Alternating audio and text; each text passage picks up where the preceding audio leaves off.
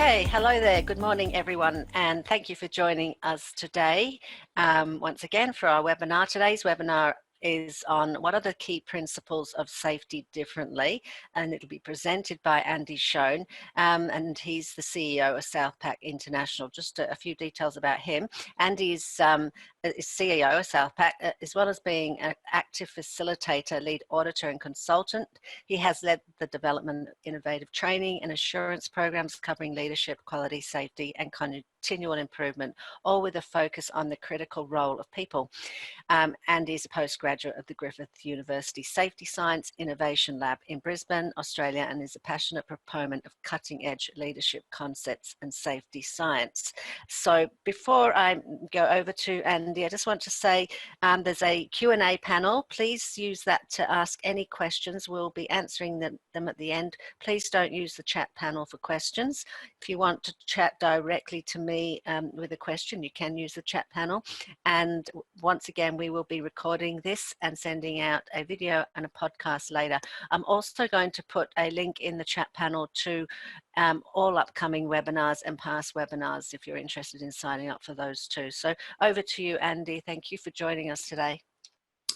Thank you very much. Thanks, Sarah, and it's great to be talking to your audience and your clients again. So thanks very much for having us.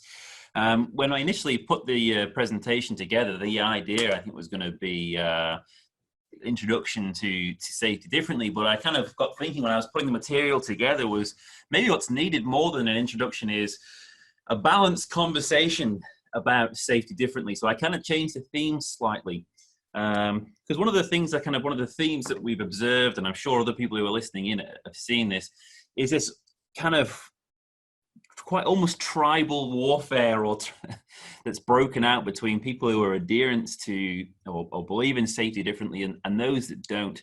And I firmly believe it's not terribly useful, the kind of the extreme sort of language and sort of perspectives and opinions that people are forming about safety differently. And sometimes some of it's completely ill-informed or wrong. But from one extreme here, we mentioned, and I've been called a Decorite before because I've studied at Griffith University, and I kind of find that somewhat amusing. But so you get from one extreme of the people who are completely anti-safety differently. So you guys are all brainwashed Decorites. Safety differently is insert some derogatory terms.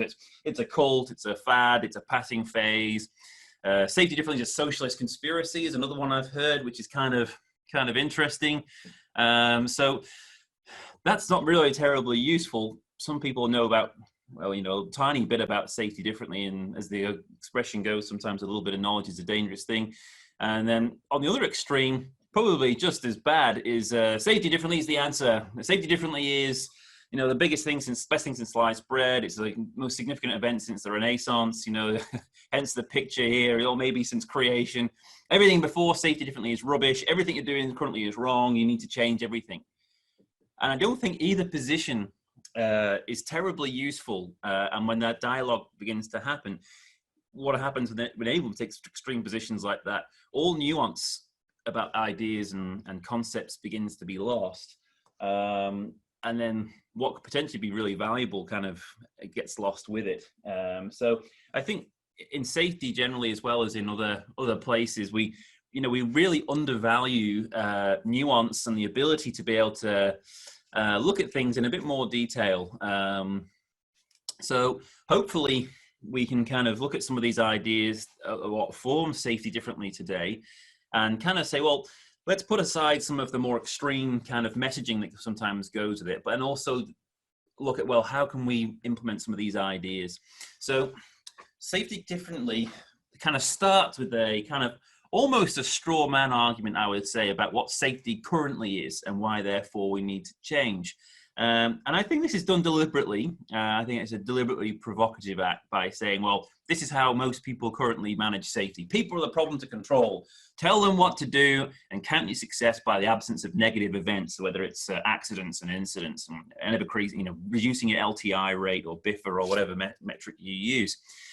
And I think, well, elements of all of those things are true, but I think if an organization was only doing those things and we're fully committed to the idea that people are the problem to control, I think that would be a fairly pathological organization. And I don't think there's that many truly pathological organizations out there. So this kind of, by saying this is what safety currently is, immediately for some people gets them very defensive and upset, and they kind of say, well, that's not the case, that's not what we're doing.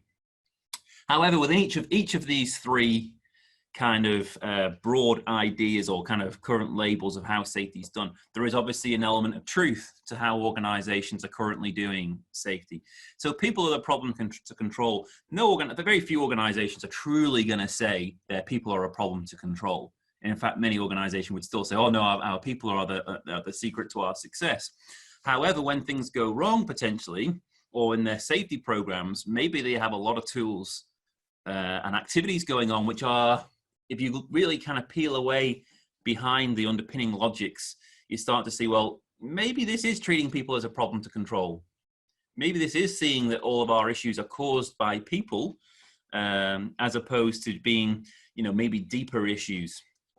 Tell them what to do. Well, there's a fair amount of telling that goes on in safety. That's certainly true. We have, if you're looking about our messaging and communications and the way we write procedures sometimes, and we put golden rules and cardinal rules and these types of things in place. We think, well, yeah, there's certainly truth in that too. We do a lot of, it's not saying we exclusively tell them what to do, but how much telling what to do are we doing in our organizations? And then finally, counting success by absence of negatives. Well, I think that's fairly true, because that is the existing paradigm of the majority of approaches to safety.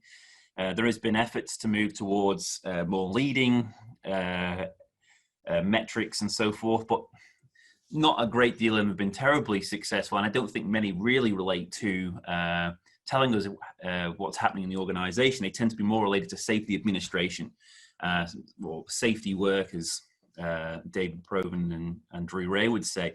So it's kind of, how many audits have we completed? How many inspections have we completed? How many inductions have we completed?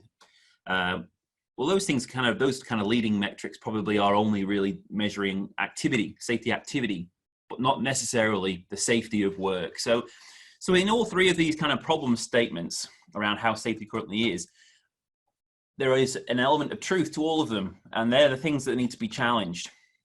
And that was ultimately what the Safety Differently kind of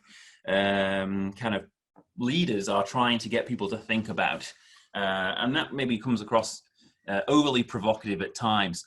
But I think we'd all be in agreement that we've seen in recent years a trend towards more what we'd call either trivial safety or paper safety. These are terms that Greg Smith, the author from Perth, has used. And I like these terms a lot, because they really describe what some organizations have got themselves almost by accident bogged down into, kind of trivial safety, i.e. focusing on things that really don't matter. We've got a very large oil and gas client. They've got some major hazards and risks in their workplace, as all oil and gas companies do. Yet I was at one of their head office sites, and they had safety documentation around how to safely dispose of cracked coffee cups. And I think, man, really? Is that really what the safety department are focusing their efforts on in an organization that is running kind of serious, risky facilities and so forth? So there's definitely trivial safety happening, and paper safety, I think, kind of goes, we all see that too in our workplaces. We're honest with each other. We have, it's been labeled the ratchet effect sometimes. It's very easy to go one way and put more paperwork and more paperwork and more bureaucracy and more paperwork and more checklists, more risk assessments in place. It's a lot harder to bring them back. So we've certainly see that in, even just anecdotally, without going to the kind of research to show that organizations have definitely experienced a lot more paper safety. And the difficulty is, we don't know how much safety that paperwork is actually generating. Is it improving a little bit? Is it improving a lot? Oftentimes we don't really have a meaningful way of knowing that paperwork and that documentation and bureaucracy is making us safer. And there's generally a suspicion with a lot of the instances that they're probably not. And add to that, there's also a legalistic argument. You could say, well, sometimes these activities actually make us more liable when things go wrong, as opposed to being a protection. There's many organizations, but we need to have this stuff documented because we need to be protected should then the worst happen and we're dragged into court and so forth. And of course, things like industrial manslaughter and changes like that are coming around that aren't necessarily very useful there either. So there are legitimate problems we see in the safety profession, which Safety Differently is providing a critique of. And we just listed here a few of the other associated issues that Safety Differently is aiming to try and address. So they've got burgeoning compliance, imposts, and costs. Well, there's been, without a doubt, especially since the WHS Act of 2011 and the associated stuff that's gone with it, plus generally a very large self-imposed regulatory or bureaucratic burden. We are seeing a big increase in the costs on business, and not necessarily an associated improvement in safety that's gone along with that. So that kind of ties into the second point of a proliferation of safety work. So we're doing more and more inductions and audits and inspections and site inductions and observations and so it goes on. More and more paperwork and safety work, but they're not necessarily an improvement by our traditional metrics of seeing a reduction in fatalities, in lost time injuries. And that's been seen across a number of different industries across the world over the last 10 years, pretty much a flatlining safety performance.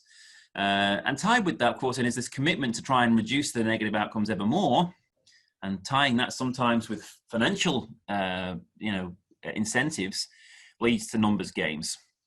And anyone who's been around the safety game for any period of time will know what we mean by numbers games, where kind of there's you make people highly accountable for very low numbers. People are pretty clever. They'll find ways of delivering low numbers. And there's very many different ways in which you can improve your LTI rate or your BIFR or TRIFR or whatever without actually changing very much at all. So all these kind of problems have created an overall perception that safety's become a bureaucratic accountability, not an ethical responsibility.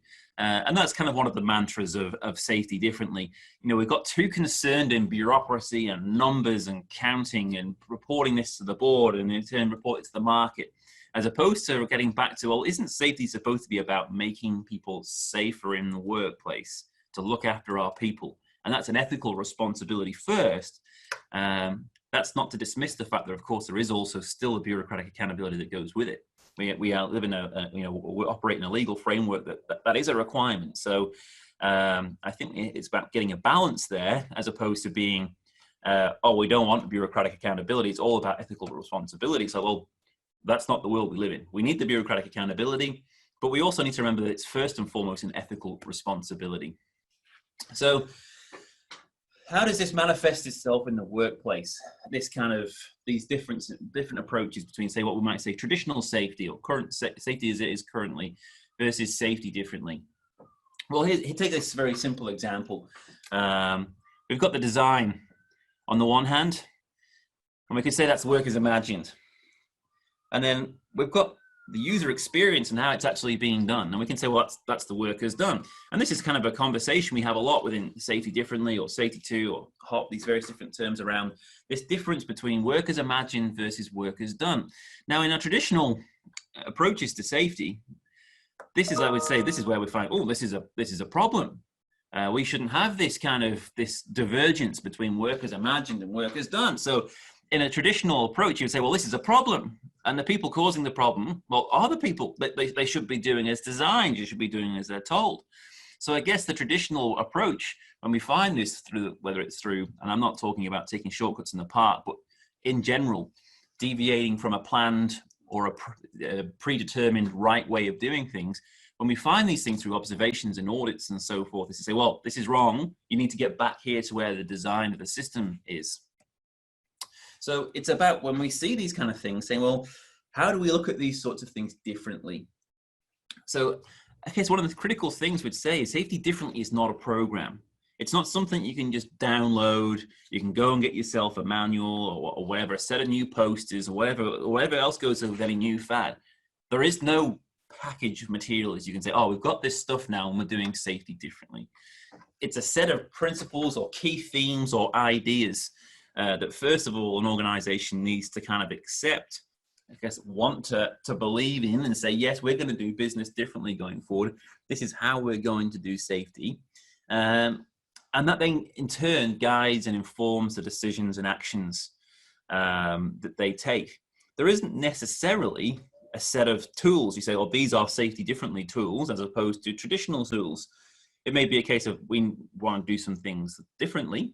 That's certainly possible. So trying new things, whether it's things like learning teams, or whether it's field insights, or the various different ideas and approaches that people are developing out there, that's fine. But it's also about, well, the existing things we're doing, how do we orient those to align more with our safety differently approach? So what is the safety differently approach, and what are those principles?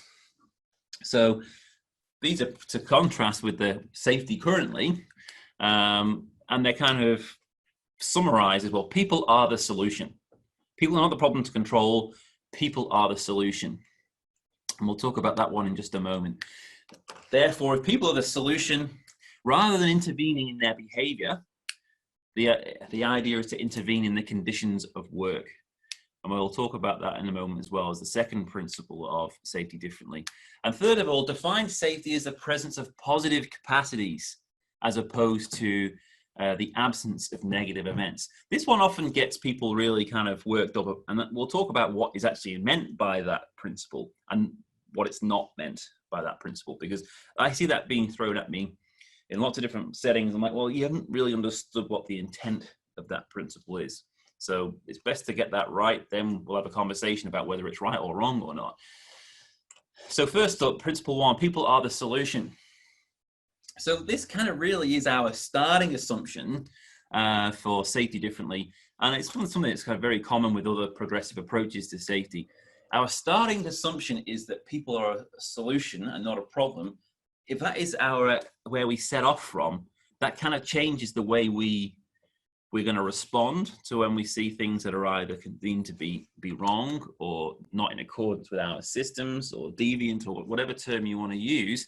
And it also makes us a lot more interested in, well, how do we go about setting people up for success? If they're our solution, that means we want to try and make them as successful as possible. We also want to deal with the people in the way which it allows them to build trust between both themselves and the organization, and vice versa, and for them to feel empowered.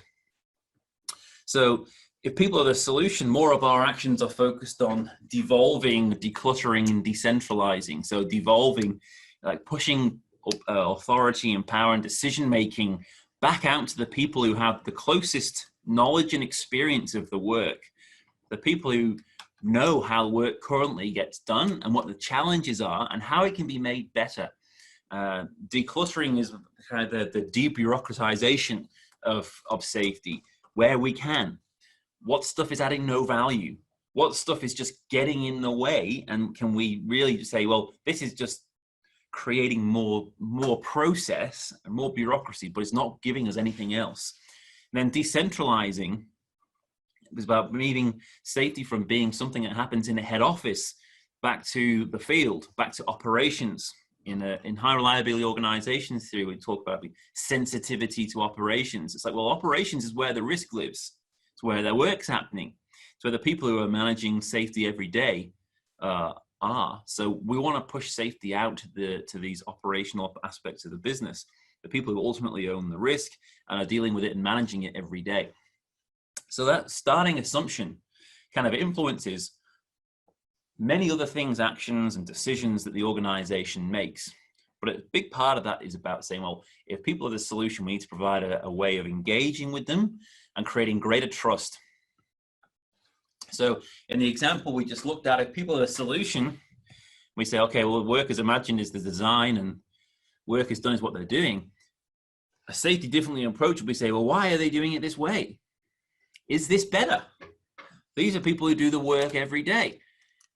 Is it the fact that this is just the normal and this is the only way to get the job done, or is the best way to get the job done? So by having this dialogue and two-way kind of conversation, that allows us to get better outcomes, allows us to make the system better, it allows for greater engagement, and that's really kind of the building block that the other two kind of principles then build on. So the second principle of safety differently is to intervene in the conditions of work as opposed to intervening in behavior. So you can talk all day long about the original purpose and the ideas behind behavior-based safety, but I think most people would agree that behavior-based safety as it's practiced today, by and large, is about observing people's behaviors and then intervening directly in the behaviors. So getting people to make safer choices or better decisions. And we see a lot of messaging around that, whether it's things like hearts and minds campaigns, and we just get people to believe and that safety is a priority, and get them to think more about what they're doing, and get them to think about their family, so they want to get home safe at the end of the day. Well, by doing that, you're making all the problem about the people, which goes back to the first principle. People are not the problem to control, people are the solution. So we have to assume that people are generally going to work with good intent. They generally do want to do a good job, and they generally do want to go home. Both them and their colleagues want to go home in one piece. They do want to get home to their families. So these kind of exhortations kind of, you can tie them up as safety ABCs. Always be careful, always make good choices, really aren't that useful. They don't really add a great deal to our safety conversation. So what we need to do is get a lot better at intervening in the conditions of work. So what's this picture here got to do with anything? Well, this is a supermarket. Now, supermarkets and retailers and online retailers understand psychology sometimes a hell of a lot better than we do as safety professionals. And that is kind of really borne out by the way they design things. So think of the way a supermarket is designed. I always ask this question in a face-to-face classroom setting. Who here has ever been to the supermarket to buy just milk? And pretty much everyone says, yeah, we've been to a supermarket to buy just milk. And I ask, well, where is the milk located in a supermarket? And everyone immediately kind of smiles or smirks as well, at the far left corner or the far right corner, i.e. as far away from the door as possible. I say, well, why is that? Why did the supermarket do that? Well, it's obvious. They want us to walk through as much of the supermarket as possible, increasing the odds that we're going to buy more things. So that's just an understanding of the fact that if you change the context, you change the conditions, you can potentially change people's behavior, but you're not targeting the behavior directly. You're creating conditions that make that behavior more likely to happen. And that's kind of what Safety Differently is tapping into, this idea that the context is important, or context, you could say, is vital. And therefore, if we want to try and change the way people behave and the decisions people make, well, focus on what are the drivers in the context that are making them behave the way they are currently. What's shaping and influencing the behavior, and how do we modify that? So we're better focused on the work conditions as opposed to the behavior. Now, you may have seen this before. Maybe you have, maybe you haven't. Now, this is, I think, a really important video because it gets misused a lot, and it's generated a lot of misunderstanding about what is actually meant by Safety Differently. So this is a square in Holland where they had many problems, including several accidents per year. They had poor throughput.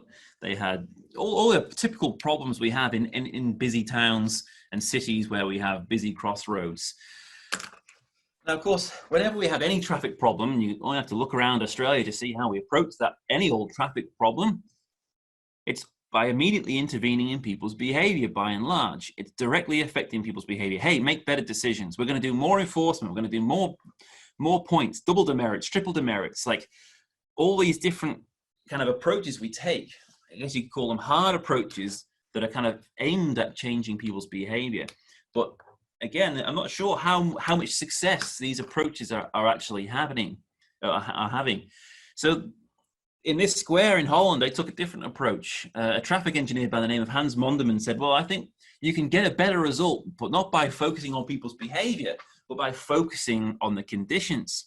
So they said with this square, take out all the rules. Stop lines, traffic lights, line markings, all the rest of it. Now, of course, you'd immediately say, well, that's crazy. Why would you do that? Why would you take away all those controls and all the rules? It's going to be chaos. Well, let's see what happens when you do that.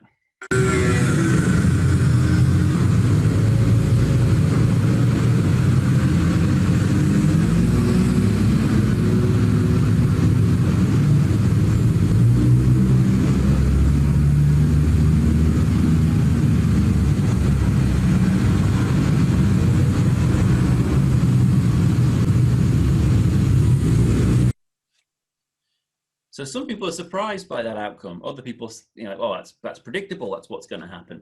But the interesting thing is you change the conditions, and as a result, the behavior changes. Now, that crossroads is actually surprisingly efficient and surprisingly safe. Why is that? Why has taking that different approach to an old problem made things so much better? What makes it successful? Well, we said about safety ABCs before. Well, here's the safety ABCDE. So firstly, there is more autonomy or self-determination put back into this situation. People are not blindly being told what to and just obediently doing as they're told. So it's red, so I stop. It's green, so I immediately go. They're not waiting for pedestrian crossings and things like that. People make decisions about how they're going to respond and how they're going to behave in this particular setting.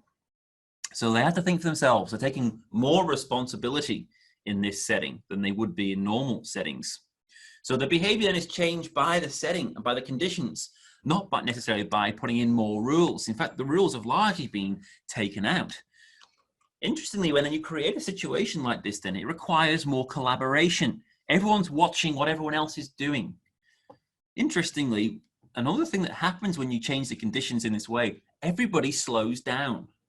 People that often then start to slow down to the speed of the slowest person in the situation. So if an old person walks into the square, everyone slows down even more. Because then again, it's about people are collaborating. They don't want to be the person who's responsible for something bad happening.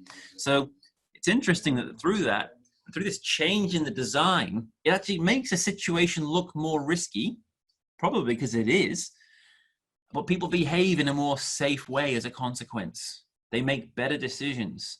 They kind of are paying more attention. They've got their head up and they're looking around and engaging with what's happening around in the outside world. People are not playing with their phones here, waiting for the light to go green. So as a consequence, everyone's engaged. You cannot enter the crossing without being engaged in your own safety. So it's pushing down responsibility back to the people involved in the situation. So you'd say, well, what was the result of this? Well, throughput for this crossroads has dramatically improved. And so has safety. There's been a lot less accidents on this same crossroads. Now, what's the point of this illustration? Because I've seen it being used and then people say, see, what you need to do is take out all the rules like they've done here in this square. To which I say, no. That is not the point of the illustration and why people look at this crossroads in Holland. In that setting, that's what they did. They took out the rules, but it's not necessarily the rules which we're saying needs to be taken out. The point is, what is the focus? In the square in Holland, they focused on changing the conditions, not focused on changing the rules or putting more rules in place to try and more tightly govern the behavior of the people in the situation. So the point we're saying and trying to make with this illustration is not take out all the rules, which I've seen people say all the time, oh, it's utopian safety differently, take out all the rules and everyone will just know what to do and do things right all the time and so forth. Well, no, we in safety differently, we understand there still has to be rules. Everyone understands that there has to be rules and there has to be a framework around how the organization operates. The point is, how many rules? Who sets the rules? How can the rules be changed? And how much autonomy do we want to allow? Are we happy with a looser framework, which then still allows for autonomy and responsibility? So that's the rules conversation. But critically, the important thing is we're focused on the conditions, not focused on the rules.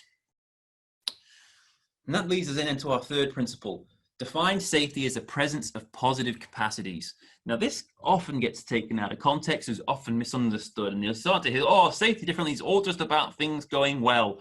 And it's just all about positive stuff and blah, blah, blah, and kind of complete misunderstanding of what is meant by this term. So safety differently, along with other approaches, safety 2, HOP, high reliability organization theory, these all kind of have come to redefine what we mean by the term safety. They say, yeah, sure, safety can be defined as an absence of harm or the absence of accidents and incidents, but safety can also be defined in a way where it's a presence of something. So you may have seen this term before, safety is a presence of capacity. So what do we mean by this term capacity? People will immediately challenge that. What do you mean by this term capacity? Well, that varies from situation to situation, but every organization has certain capacities that are embedded in the organization that allow things to go well. So it's understanding, well, what are these capacities that we currently have, and how do they contribute to, more often than not, things going well? So analogy I really like to use is to think about a marriage. If you wanted to really understand successful marriages and wanted to write a book about successful marriage, would you go and do all your interviewing and all your research based on people who have been divorced? Probably not. Like, you'd get some insights into what causes divorce and things not to do in a marriage, but that's not the same as finding out from people who have been happily married for a long time what makes their marriage happy and successful. So if you want to understand that, i.e. what are the capacities that you need in a marriage to make it successful, you need to go and study successful marriages, not divorces. So it's the same with safety. Yeah, we need to understand accidents and how they happen, but we also, that's kind of by definition, accidents are the absence of safety. So if we want to understand safety and how it's made and how it's created every day, we have to go and look at normal work and how is safety being created in that context. So the expression was used some years back by Carl Weick, one of the original academics in high reliability organization theory, where he talked about dynamic non-events, safety and reliability being a dynamic non-event. And you can say, well, that's almost a contradiction in terms, a dynamic non-event. But you can put this another way. What's happening when nothing's happening? I.e., when there's no bad outcome, when there's no accidents and incidents going on, what's happening? It's that we need to get a lot more interested in. That's the safety differently message. Understand what it is that's happening when there's nothing happening. How is it that our people, more often than not, create success and make things go well? So the safety 2 perspective, which is tied in here, because I think Sidney Dekker, the originator of one of the originators of the safety differently idea, would certainly say safety 2 is a critical part of safety differently, in terms of it's the hinge that a lot of progressive new ideas swing on. So the safety 2 perspective here is like bringing in these resilience potentials. So people monitor and respond and anticipate and learn, and those positive capacities, both at an individual level and an organizational level, allow an organization to be successful, or allow things to go well. And that's ultimately what we're talking about in terms of these positive capacities. The positive capacities that are present, i.e. the things we want and would ideally like more of, we would like to create more of these capacities, because they allow things to go well. And things can't go well and go wrong at the same time. So if we make more things go well in the organization, we create more capacity to make things go well, well then by default, less things are going wrong. So we're not having as many accidents or incidents. So people say, okay, besides those 4, what else are these capacities? Well, the thing I always say is, well, go out and find out in your own organization. What are the capacities? Find out from your people. That's one of the things that's really interesting to go and learn about. What are the kind of the strategies that your people have come up with? What are the potentials that they've developed that enable them to be successful? Other things that, other capacities or qualities that an organization may want to generate, which helps build more capacity for success, is the first one here is the diversity of opinion, the possibility to voice dissent.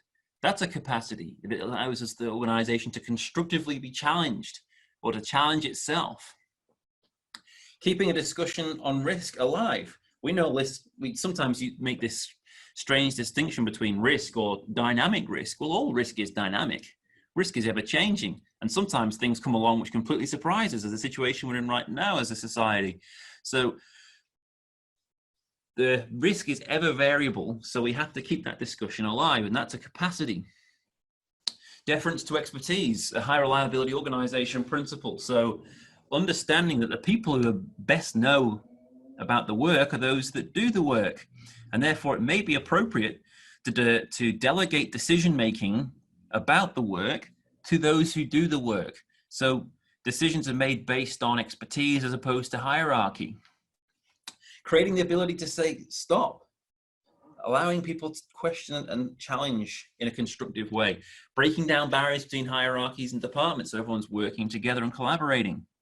And Edward Deming on here, so these aren't all original ideas. Pride of workmanship. This is one of Deming's 14 points from the 70s and 80s. But if people are proud of what they can create, and we create the capacity for us to have a workforce which are proud of what they do, that is more likely to mean we get more things going well. So one of the things to think about with safety differently, it is called safety differently, not safety new. Some of the ideas in safety differently are new, but not all of them. Some of these ideas are kind of been around for a while, but it's different in terms of that not many people are doing it. So that's another criticism often gets leveled. Oh, this isn't new, this isn't a new idea. Well, it's not necessarily purporting to be all new, but it is definitely a challenge to some of the orthodoxies of safety. So hopefully that provides a little bit of a kind of a taster for what safety differently is, and provides hopefully a little bit of a balanced perspective of kind of the key ideas and the key themes of safety differently. If you're interested in learning more, there have been 2 movies now made about safety differently. You'll notice there Sidney Decker's website, sydneydecker.com. And where you can watch the Safety Differently video, or the original movie, and also Safety Differently in Practice, which focuses on Queensland urban utilities primarily in Brisbane, and the fantastic work that Kim Bancroft and her team have done implementing safety differently in their workplace. So that's certainly a worthwhile resource. And there's other videos about safety differently there on Sydney's website.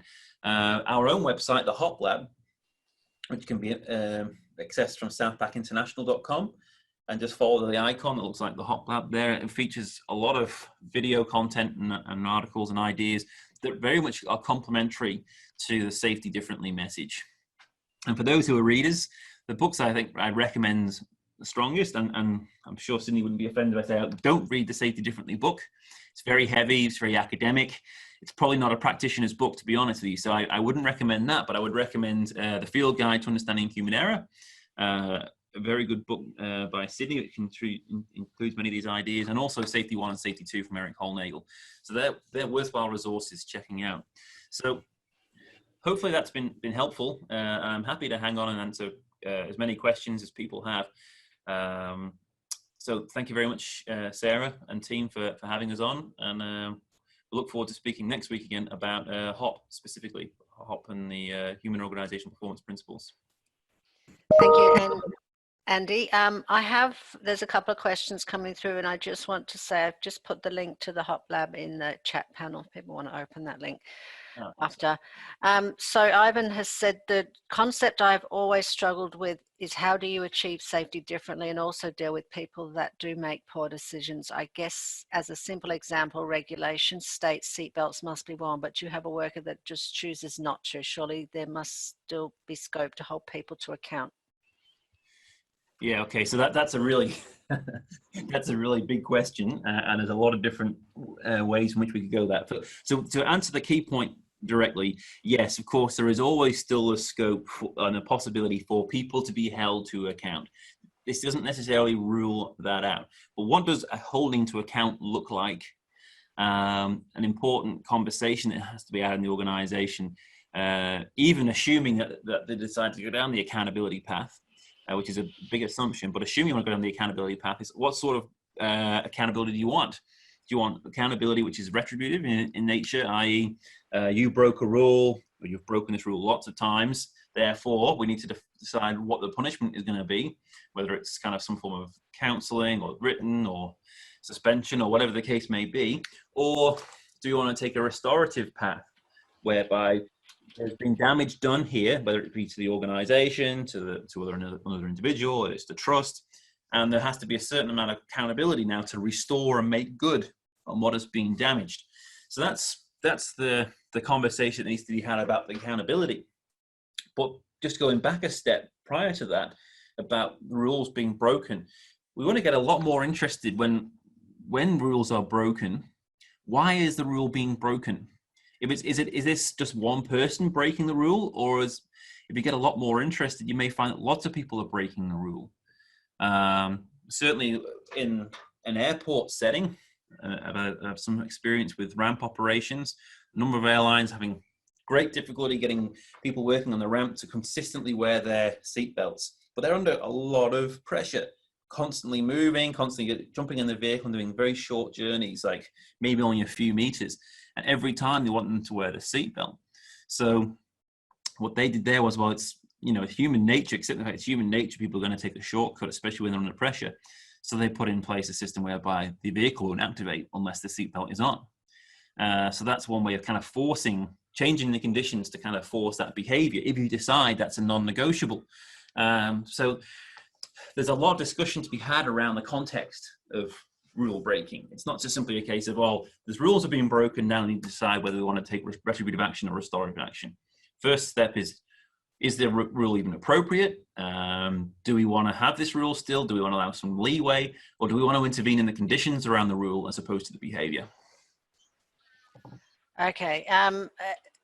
Someone has said people are both the solution and the problem. This is not about left or right. We need to do both. How do you think? Yeah, well, it's an interesting perspective. Certainly people are responsible for all of our success, a lot of our success, maybe all of our success, but people are also involved in a lot of things that go wrong.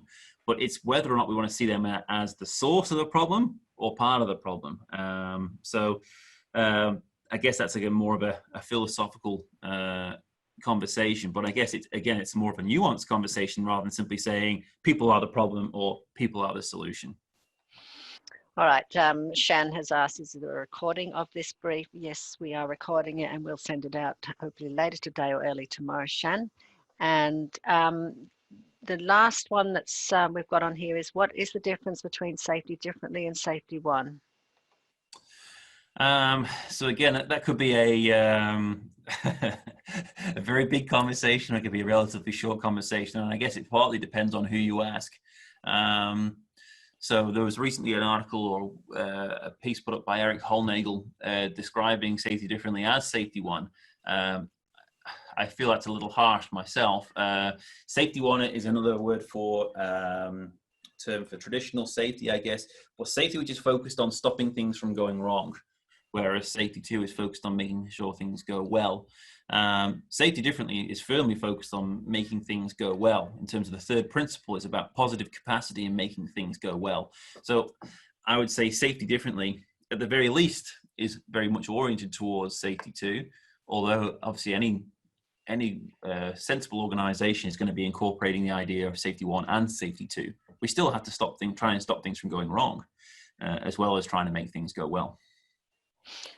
All right, you may have just done this, but Andrew says, I know you covered it briefly, but could you also share a very short explanation between safety two and safety differently? Okay, so one of the primary differences, of course, is the fact that there's two different authors. Eric Holnagel wrote the book Safety One and Safety Two, and Sidney Decker and Daniel Hummerdahl and Mark McLaren and Kelvin Genn and John Green, I think, were the original five who came up with this idea of safety differently. And Sidney Decker has certainly done a lot of the academic work around safety differently. On the face of it, safety differently incorporates a lot of the ideas of safety two. And from my perspective, they are, aside from maybe some of the semantics and some of the language, essentially talking the same message. So you may be better off engaging with the academics directly in terms of why they feel they're different. Eric Holnagel, his website is Synassist, I believe it is, synassist.com, and there's information he's written there around safety two and safety differently and how they're different. But then equally, Sidney has written stuff saying how safety differently and safety two are essentially the same. So take your pick. Okay, Edward has asked, is there any metrics that can be used to measure the success or impacts of safety differently? So that's kind of one of the questions that kind of comes up a lot, and it's kind of like, well, that depends on the organization, depends on the context. Think about what sort of things do you want to go well, and then think about, well, how could you measure those things going well? Think also about the positive capacities discussion we just had. The difficulty is, and there's been a great book written about this, The Tyranny of Metrics by Jerry Muller. The problem is, as soon as we want to measure things, unfortunately, we always tend to have a lot of unintended consequences. And all of a sudden, maybe the measure becomes more important than what it is we're trying to measure. And sometimes a metric, we've got to remember metrics are always proxies for what it is we're really trying to measure. So sometimes we have to weigh up this discussion between, do we want to measure versus do we want to monitor and understand? And that's a conversation which a lot of organizations certainly have. Okay, do we want to do more monitoring as opposed to more measuring? But traditional metrics aren't going away. Oftentimes these have to be reported. So we still have lag indicators, and some organizations that have done safety differently have seen great improvement in their lag indicators as well. Dave asks, hi Dave, how are you? What do you feel will be the landscape of safety in 20 years? That's a really interesting question. I think a lot of the research that both Drew Ray and Dave Proven have done at Griffith, and it's equally Dave Proven's points some works by David Woods in the US, is really informative and points a way forward. I think the role of safety professionals is changing and has to change. And I think in the future, safety professionals and the safety, the safety department in an organization is essentially going to be, in a positive way, the kind of the intelligence of the organization, i.e. understanding what's going on, what's happening, why it's happening. They are people who are going to be able to connect the appropriate knowledge to the appropriate areas of the business. Drew sometimes he also uses the term, they hold up a mirror to the organization to say, this is who we are and these are the things that we do. So I think that's going to be part of it. And I think the safety 2 conversation is not going to go away. And I think Eric's idea that safety, or the safety 2 perspective, is making things go as well as possible. Well, that becomes as much then about quality and reliability and operational excellence and all these kind of ideas. So I think safety is going to be increasingly, for those organizations that go this way, is going to become more central to the organization and how it operates, for the 2 reasons I've laid out there. But I think that's probably the future, ideally, if the safety professional really wants to be relevant and a real value-adding part of the organization. I think safety's already laid out its own path of destruction if it carries on with the way things have been going for the last 10 years or 15 years, ever more compliance and bureaucracy, and this overall feeling in many organizations that safety is something that is done to us by other people, and it's basically something that gets in the way. Organizations that are unable to change that paradigm and change that conversation, the safety people are going to become increasingly marginalized and outsiders. All right, Roger says, how the safety differently balance conversation to reduce the costs or being innovative to keep the same costs and procedures, how to determine the threshold level of costs that the business is willing to invest across the company. I'm not entirely sure I understand the question, to be honest with you. I guess the point we're making in this presentation is about being balanced, nuanced, finding what's working. It's not, and if things are working well in the organization, right? Just because it's got a label on it, which might be a traditional or safety 1 label, don't do away with that. Build on that. But if there are things we know full well are not adding any value, and they are things we can do away with those things for sure. But there doesn't have to be a huge cost associated with doing something like safety differently. There's a lot of free material out there. It's a case of, first and foremost, changing how you think about work and how work gets done and what the purpose of safety is. And everything else kind of flows from there, really.